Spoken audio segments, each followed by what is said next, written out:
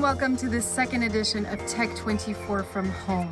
This week, we tell you how makers are getting together to help 3D print essential medical parts, but also how car manufacturers are chipping in and offering their expertise, but also their facilities.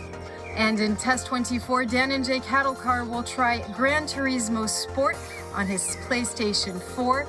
F1 organizers are indeed turning to online gaming to host virtual races as events are being canceled and postponed worldwide. Makers and doers are helping in the fight against COVID-19. 3D printers have even been set up inside of hospitals in Paris, like in the hospital of Cochin, to help reduce the lack of personal protective gear, but also to print essential parts for respirators. It's a mini factory in the heart of Cochin Hospital. 60 3D printers have been installed to make the equipment lacking in Paris hospitals. They print up to 3,000 articles a week: protective visors, wristbands, and this apparatus, capable of turning a diving mask into an artificial respirator. This type of medical device, here we have one that's just been printed. If we used conventional industrial methods, it would take several months of design, then production. We're lacking equipment that we normally wouldn't, so we're obliged to respond to these critical needs rapidly. This technology is the only way, in 48 hours, of going from prototype to production of large quantities, reliably, and then distributed to public hospitals. The machines were put in place in 10 days and are the first in Europe. The last few weeks have seen technological innovation multiply in France in the fight against coronavirus. This startup has accelerated the development of its smartwatch, which measures the amount of oxygen in the blood. The watch allows us to identify stress on the respiratory system, which is useful for monitoring COVID-19 patients at home. Another idea, this robot, capable of disinfecting hospitals and care homes. It can cover 20,000 meters squared in 3 hours to stop the spread of the virus. Well, it's time to turn to our tech expert, Dan and Jay Cattlecar. Hello, Dan. Hello, Julia. So let's talk about the most innovative solutions there are out there today, not just to make medical parts, but entire respirators. Of course, the challenge is to make those respirators quickly, but also at a low cost. The challenge of producing a large number of ventilators in a short period of time relates to the function of this device. Since it's a critical care equipment, its manufacturing is highly regulated and it must meet the highest quality standards, not only in terms of its working, but also in terms of the materials and components used, some of which are dependent on strong supply chains. Additionally, these devices have to undergo stringent safety tests. As you can imagine, all of this takes time. Now, worldwide car manufacturers have also offered their expertise, but also their facilities to build those respirators. What are some of the best examples out there? Well, here in France, a group of companies led by the automobile giant PSA, which makes the Peugeot and Citroën brands of cars, is expected to produce 10,000 ventilators by the middle of May. Elsewhere, Ford and General Motors will be using their facilities to produce ventilators, and a Formula One team, Mercedes F1, tied up with University College London to develop a non-invasive breathing aid. Dan, thank you very much indeed for those fascinating examples. Now, he describes himself as a geek hacktivist. Gaël Musquet created an NGO called HAND, which stands for Hackers Against Natural Disasters. He uses local communities of makers and doers, but also ethical hackers, to make and create innovative and low-cost open-source crisis technologies. This is to help people who are living in countries that have been struck by a natural disaster. So what is his advice for people who are on lockdown today? Let's take a listen.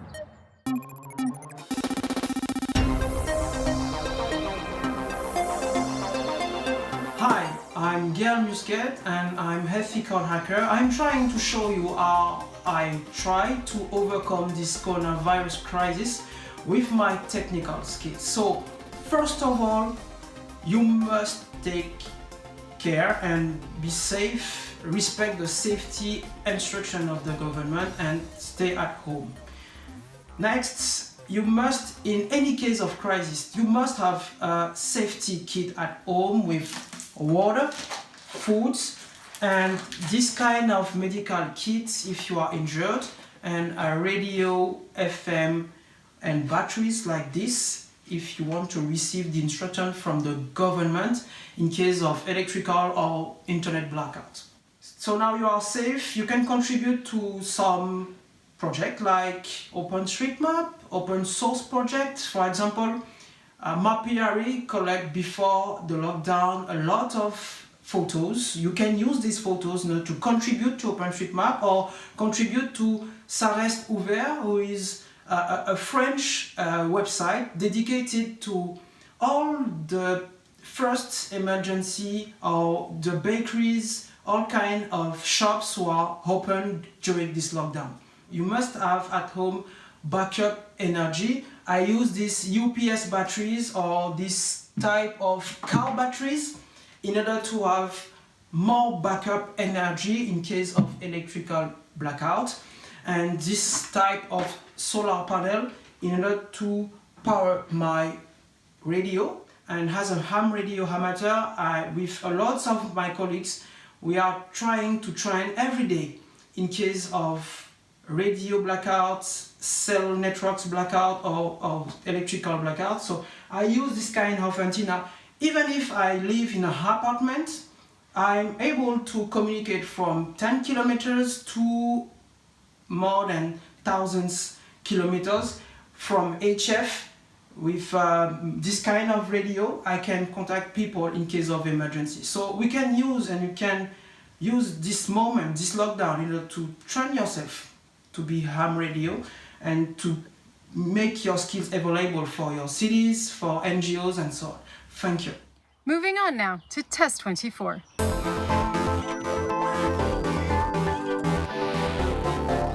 F1 events have been canceled and postponed everywhere in the world, and this is why organizers are now turning to online gaming to host virtual races, but this time with professional racing drivers. Well, Dan and Jay Cattlecart tried one of these games on his PlayStation 4. So Dan, tell us, what's happening right now? Are you actually leading the race? Not at all, Julia.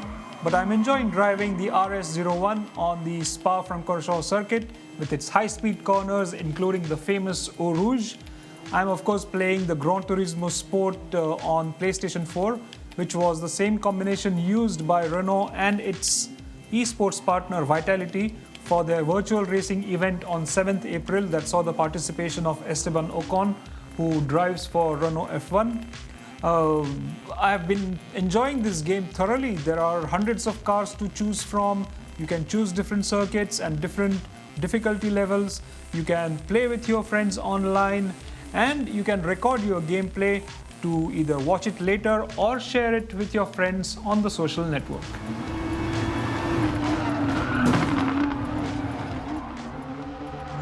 Thank you, Dan. That actually brings us to the end of this week's edition of Tech 24. We hope you enjoyed it, and do stay with us here on France 24.